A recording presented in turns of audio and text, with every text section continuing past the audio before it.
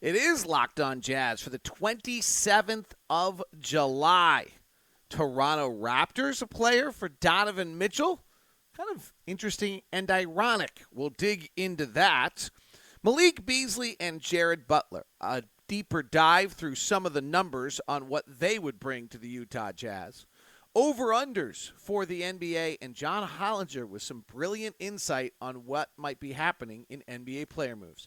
It's all coming up on today's edition of Locked On Jazz. Pow.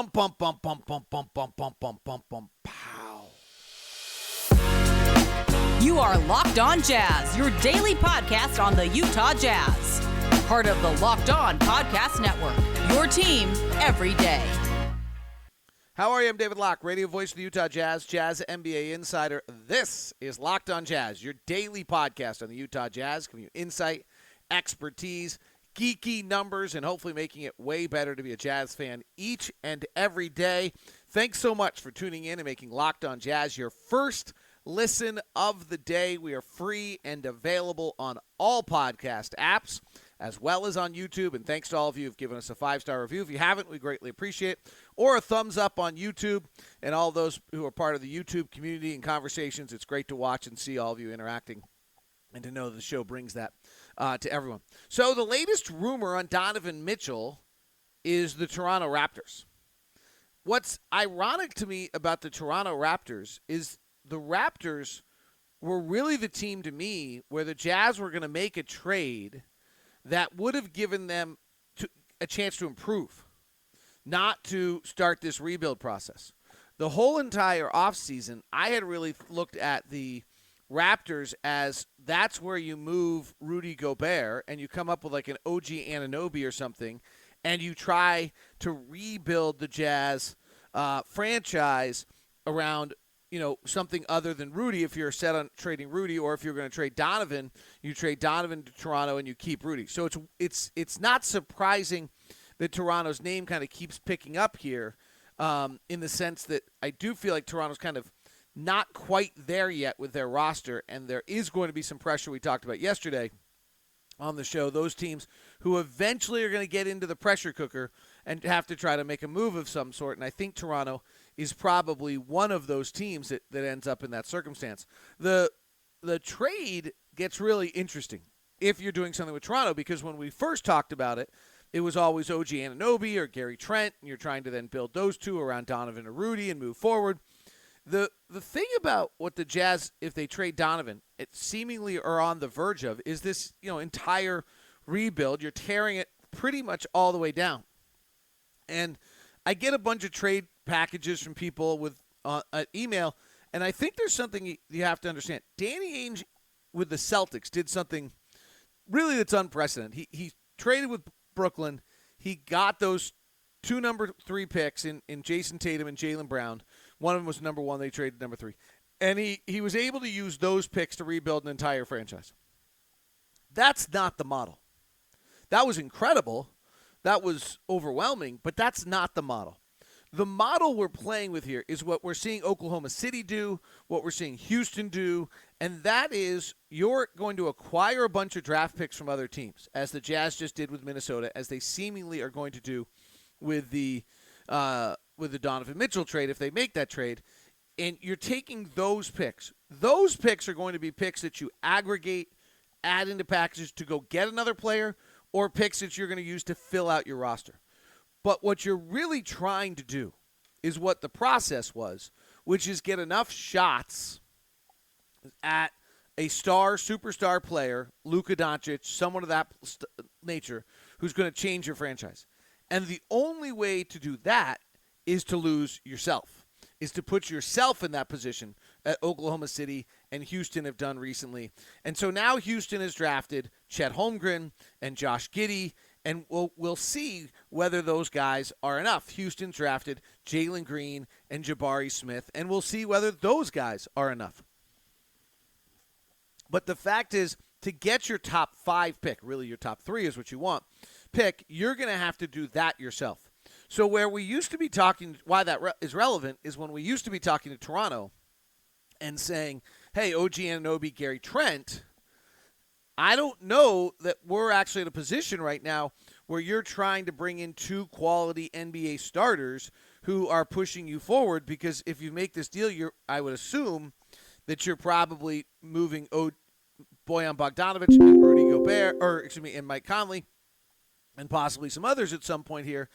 And so therefore, you're actually trying to get yourself in the position of those top 3. So suddenly, now you're talking to Toronto after the Rudy Gobert trade in a manner where maybe it's Gary Trent, because you actually think you can move Gary Trent for another asset, and it's 4 first-round draft picks. That's all Toronto can give you. You are not allowed to trade more than 4 first-round draft picks unless you have, as the Knicks have, acquired other picks, which is what, in theory, makes the Knicks interesting. Toronto is done a really good job as a franchise, but I would frankly don't mind doing unprotected picks with Toronto down the road. It's not going to be a free agent destination. It's an awesome city. It's one of the best cities in North America, but it's not a free agent destination, and it is a franchise that I think has the possibility where things could fall off. And if you have a 2027 or 2029 pick, it seems unlikely with Masai Ujiri there, but you never know. Where it could fall. Same thing with Minnesota, right? If something were to go wrong in Minnesota, they're not about to acquire free agents in Minnesota. Anthony Edwards suddenly wants out. Cat decides he hates playing with Rudy. Next thing you know, you have your 2027, 2029 picks. We may regret having the 2029 pick be the one that's protected. I'm sure that was negotiation, but that's my... And so Toronto's a city that kind of fits that as well. New York should never have lost as much as it has. It just has shown to be that way. But, so the Toronto deal, while the instinct is to say, oh, well, we could get OG Anunoby and we could restart the rebuild really fast and it could accelerate it. Yes, but on the other end, what you're really trying to do is not – I don't think that the Jazz are sitting here trying to rest on that, well, we're going to get lucky with one of Minnesota's or Toronto's picks if we were to trade Donovan to Toronto, or the Knicks picks if we trade Donovan. What you're trying to do is actually you're going to control yourself what you do and where you get those other picks, which you're trying to get in the top 3 for probably 2 or 3 or 4 years of trying to take swings at that while you're using your other picks like Oklahoma City did last year for Jalen Williams twice. I don't know if you know that, but Oklahoma City drafted players by the exact same name with their collection of picks. So that's the one thing as we build these trade deadlines and we look at that what we talked about so much with Toronto over the past, I think actually switches now. But it is interesting to have Toronto being mentioned there. And all of this is super interesting when you start to look at the over-under win totals that kind of went out for the first time. So, and the reason is because Vegas is usually fairly right on these things. And you can see where some of the pressure points are going to happen unless Vegas misses really badly. And Vegas only usually misses badly on teams that are overbet. So they'll play the Lakers high because they can make money on that. But otherwise, they don't miss usually by very much. So let's look at the over-unders here in a second. Then we'll look at Jared Butler and Malik Beasley with a little more depth. But the over-unders came out, and I think it's an interesting little look to see whether the Knicks decide they have to make a deal or whether Toronto's interested in making a deal, or Charlotte or someone like that nature, where the pressure might kick in a tiny bit on these teams before it's over. We'll continue and do that. Today's show is brought to you in part by betonline.net.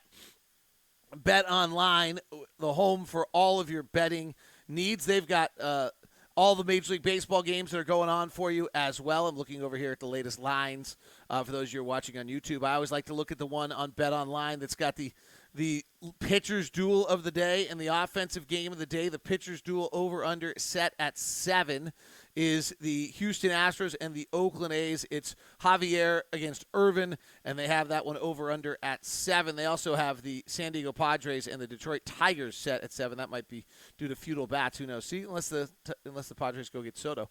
The offensive game of the day, the Rockies are at home, so it's always the Rockies at 11.5. They have all sorts of NBA futures and props available for you as well at BetOnline. The Celtics have now moved in one day. The Celtics moved to now plus 400 as the favorite. The Bucks at plus 600. The Warriors at plus 700. Clippers at plus 750. Phoenix at plus 950. And the Nets are at plus 1,400. Boy, that is just like moving on a daily basis, frankly.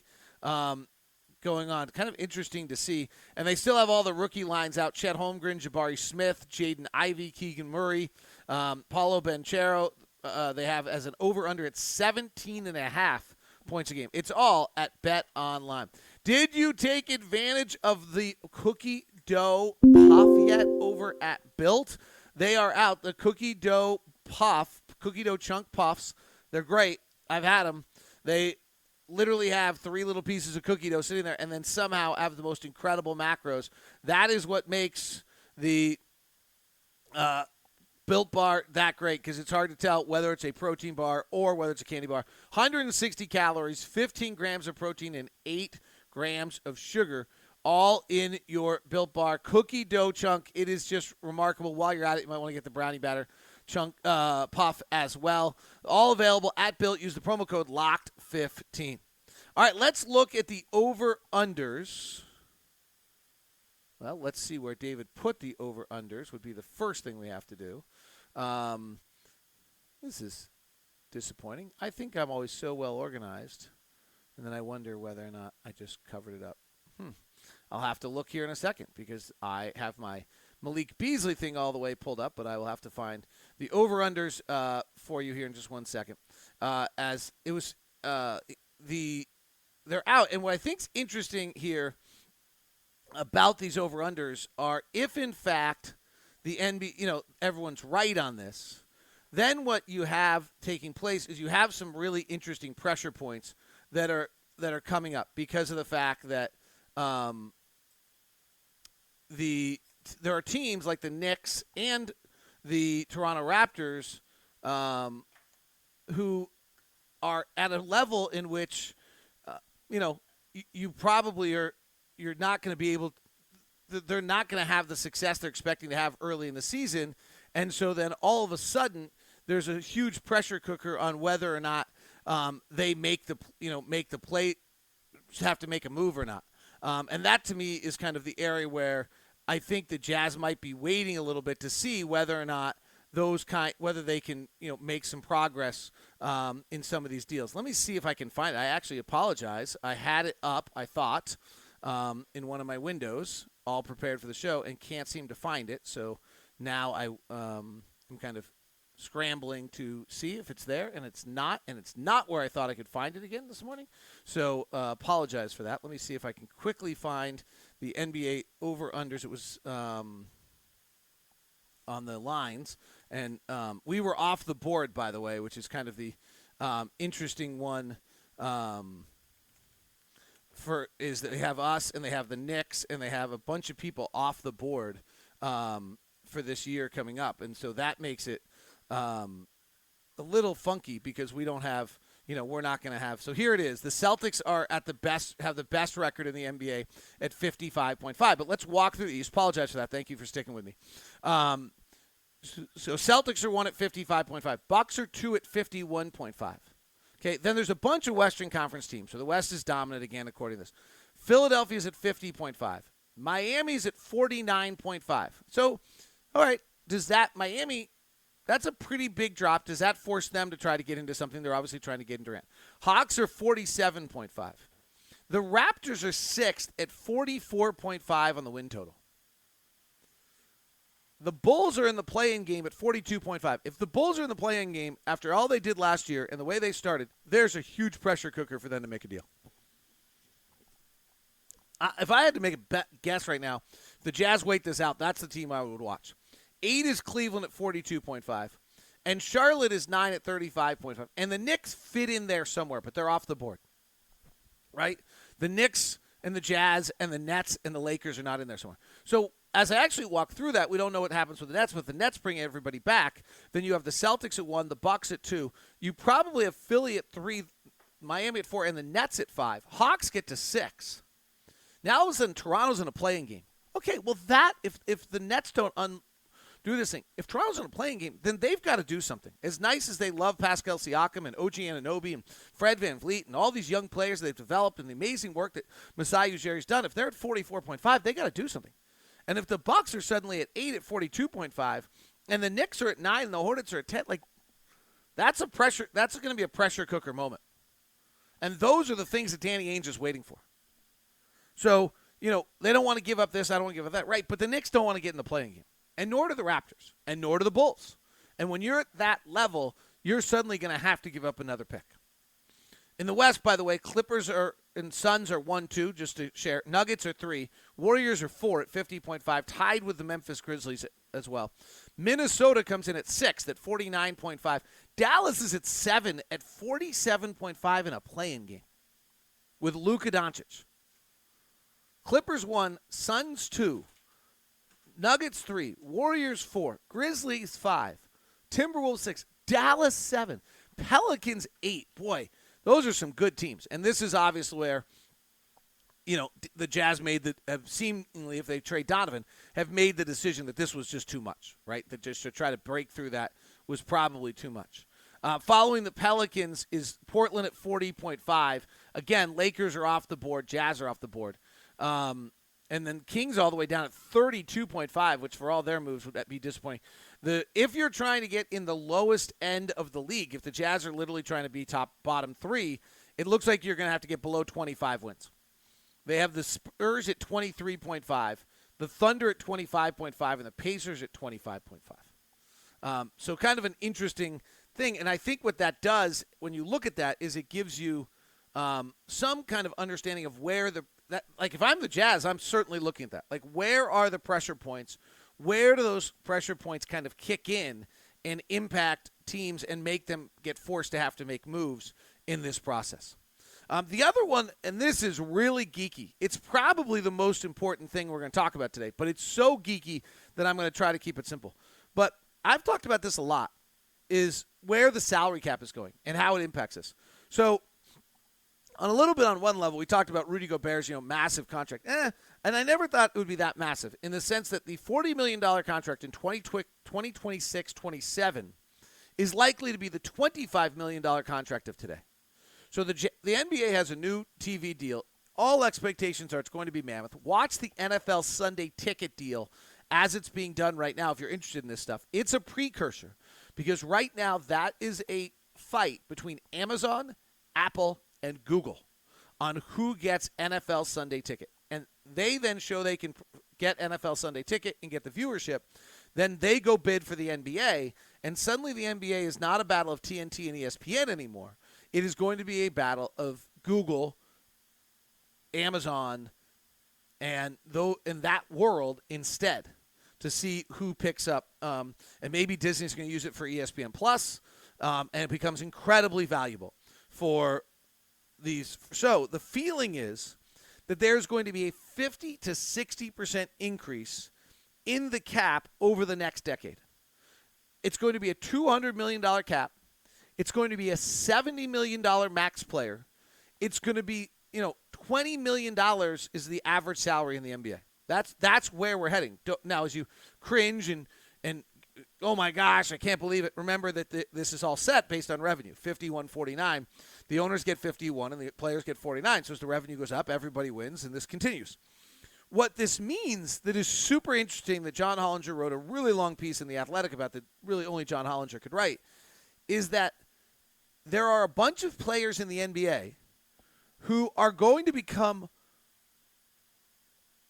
almost impossible to extend. And the reason is because an extension on a player's contract you're working off the last year of their deal with a certain percentage of raises. But as the cap increases as this absolutely astronomical rate, even players that are under a max contract, their extension will be so much less than if they went to the open market and got a max contract on the new salary cap that no one's going to take extensions. Even somebody like Donovan Mitchell or Ja Morant, who's on a max deal, could end up in a circumstance where they're not willing to take an extension because it would cost them money. And now as a team, no matter what you offer them in the extension, they're going to free agency. OG Anunoby in Toronto fits into this. Jaylen Brown fits into this a little bit, which might be why they're suddenly talking about a possibility of trading him to the Nets. Though if you listen to Locked On Sports Today, yesterday with John Corrales about it, he simply said, hey, if this was Sean Marks trying to create a market for Kevin Durant where one doesn't exist right now, and he may very well be right, saying basically, hey, if they want to do this deal, it'd be done by now, which is a really good point. By the way, Locked On Sports Today is your daily podcast for about 22 minutes every day, updating you on all things sports. It's also available on the Roku app on Locked On Sports Atlanta and Locked On Sports Minnesota if you download either Locked On Sports Atlanta or Locked On Sports Minnesota. So anyway, Hollinger brings this up, and what's important about this is it's going to start dictating deals. Teams are not going to be able to know that they have players under contract for long terms, and it's going to lead to even more player movement in the future when this cap increases and you're trying to sign players and you're not able to. It's going to have a massive, massive impact. All right, Malik Beasley and Jared Butler are members of the Utah Jazz through the Rudy Gobert trade. B-Ball Index is a fabulous site that does incredible kind of full in-depth looks at each of the players. We're going to look at both Beasley and Jared Vanderbilt coming up here to give you a little bit more insight on what they do well. As of right now, it looks like they both would be possibly in the Jazz starting lineup for this upcoming season. Today's show, a Wednesday edition of the show, is brought to you by our friends over at Murdoch Hyundai, located at 4646 South State Street, also located in Logan and Linden. There's been a total uptick in people reaching out to me recently, whether it's for an Ioniq 5 or a guy in Atlanta reached out to me because his nephew's moving out there and he needs a Tucson to drive to Atlanta. And it's just great to hear from everyone. So if you're looking for a car right now and you want to look at a Hyundai, and from my opinion, when you do the research, what you'll find out about a Hyundai is you get the most value for your dollar for all the bells, whistles, and safety features. And I've backed this up now with 3 purchases. So I'm not just speaking, but that is truly what I see when I look at the analysis for all the dollar figures, money you're spending, what you're getting, bells, whistles, safety features, safety ratings. You're absolutely knocking out of the park when you get a Hyundai. And the Murdoch family has been in Utah for over 80 years. Great to deal with. So if you're looking for a car right now, feel free to email me at dlock09@gmail.com, and we'll set you up with a VIP meeting. Tell me, are you going to Linden, are you going to Murray, or are you going to Logan? That'll speed up a step, and I'll get you hooked up right away, and you'll get the Murdoch Locked On VIP treatment when you get there. There's been a huge uptick in that recently, so thanks so much for everybody who's emailed me on that account. Today's show is also brought to you by our favorite Steve Carter over at Intercap Lending. Is there anyone better? No, there's not. No one treats people better than Steve Carter. Did our refinance with him twice. Our COO of Locked On did a refinance with him. Multiple people, and right now the world's getting a little funky, and if you're going to do a refi or something of that sort, you got to do it with Steve Carter. Intercap keeps growing. Why? Because Intercap gets deals done. They service their own loans, long-term relationships, better for the customer. But most importantly, if you think about it, if you're a real estate agent, you don't get paid until the house gets sold. So if you're trying to find someone who's going to get deals done, you want to make sure you have a lender that's efficient, that gets deals done, and gets through all the junk. That's what Intercap does, and our personal loan officer is Steve Carter, and he's just simply the best. So, again, you can email me directly at dlock09@gmail.com, and I'll get you to Steve. Or just call Steve correctly at 385-800-8528. That's 385-800-8528. But please make sure you tell them you're with Locked On so you get the Locked On discount. Intercap Lending, NMLS number 190465. For more information, visit intercaplending.com. Steve Carter's number is 385-800-8528.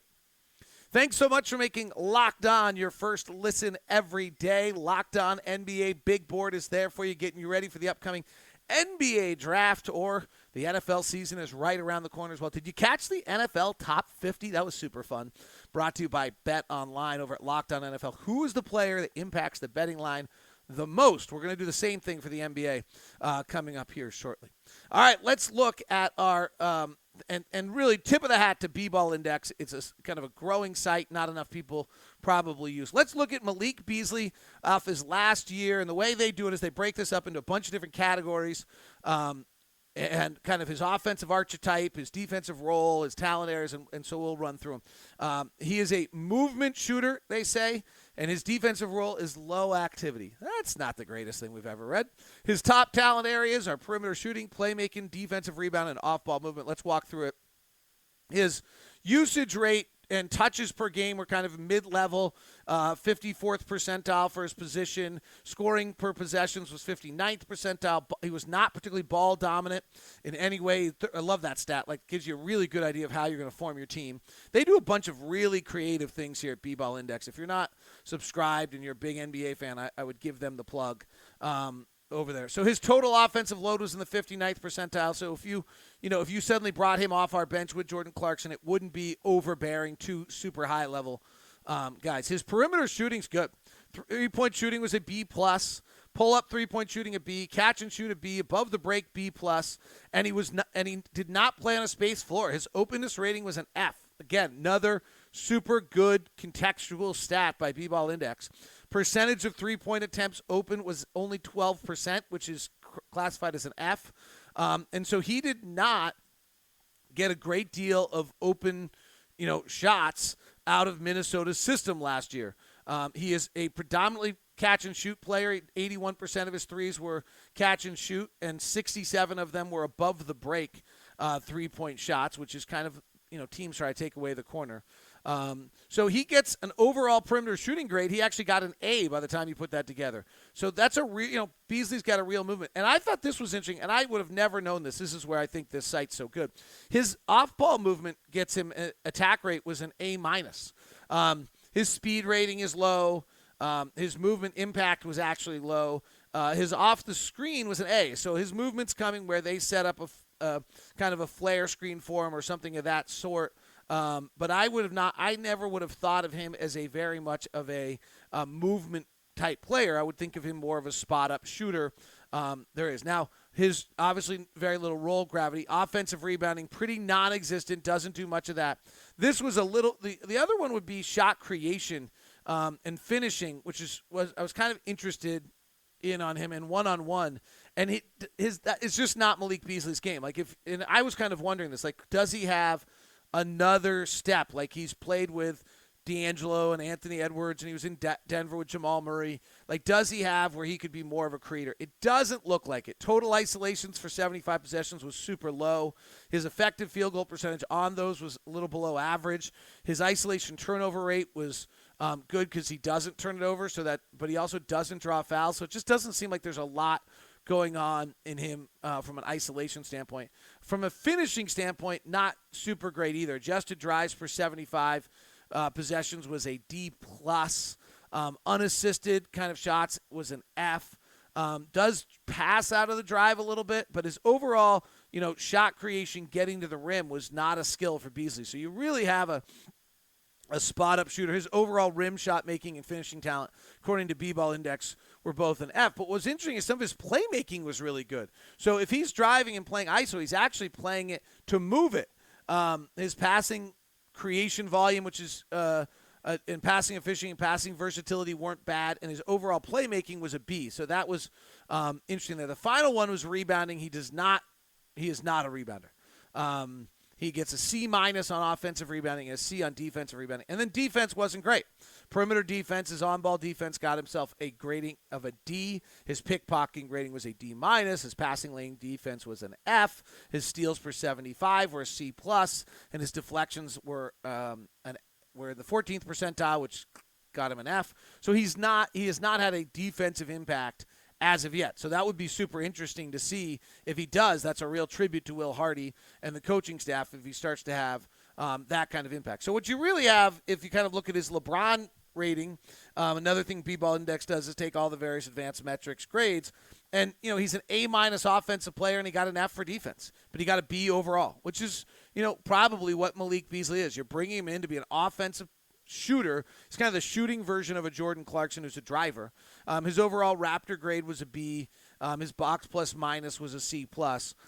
So, that's what Malik is. That's what the Jazz got in that. The other one is Jared Vanderbilt, who's kind of caught a lot of people's eye, and there's also all sorts of talk that he is beginning to get some trade value as well. Malik Beasley's going to have trade value as a shooter, right? We just kind of outlined it. That's what he is. That's what he does. Jared Vanderbilt's interesting. They're just you're going to see kind of the opposite here. His overall perimeter shooting is just an F, absolutely non-existent. Did not make a pull-up three all year. His catch and shoot's really limited. His total usage, while true usage when on the floor, is really limited as well.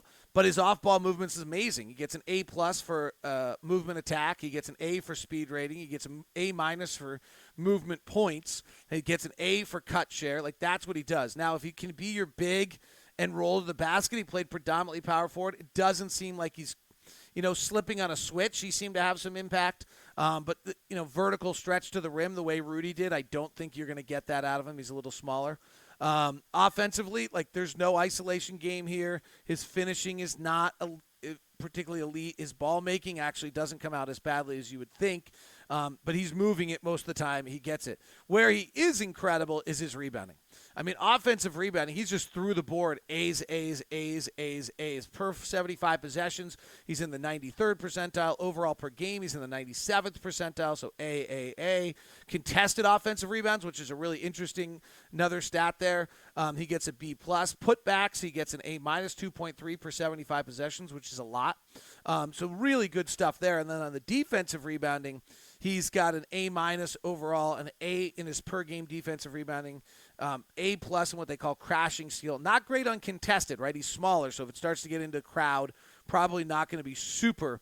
But his overall defensive rebounding skills an A+, and his overall offensive rebounding talent's an A. And then you get to his perimeter defense. On-ball perimeter defense for Vanderbilt's an A-. His loose ball rate's not great, but his pickpocket rate was a B. His passing lane defense is an A. His steals per 75 possessions was an A+. His deflections were an A. His defensive miles, which is the kind of amount he runs and moves, are all elite level. So that's what you're getting there with him. And then his interior defense isn't bad. Super interesting on how he guarded last year. He guarded point guards 14%, shooting guards 15%, small forwards 21%, power forwards 34%, and centers 17%. He was over 50 percentile in guarding a position in 4 of the 5 positions. So Vanderbilt's wildly his ability to kind of go from one position to the other and the type of defenders. He did guard tier 1 players 25.5%, which is kind of the most for him. So he's the flip side, right? His offensive rating on LeBron is pretty poor, but his defensive rating is an A-. Same thing with his Raptor look. So really, just kind of a deeper dive on these two guys to make sure you know exactly what we're getting out of Beasley and out of Vanderbilt. All right, that is Locked On Jazz today. Friday, we'll do an Ask LOJ. Tomorrow, I don't know what we'll do yet. We'll look into it. Be totally honest. Don't. Who knows what trade rumor with Donovan Mitchell next? Thanks for making Locked On Jazz your first listen today. Thanks for sticking with us the whole way. Thumbs up on YouTube. 5 stars on whatever podcast app. Thanks for leaving comments in the comments section. We greatly appreciate it. And now for your second listen, go grab Locked On NBA Big Board and start getting ready for the NBA Draft. Have a great one. Talk to you soon.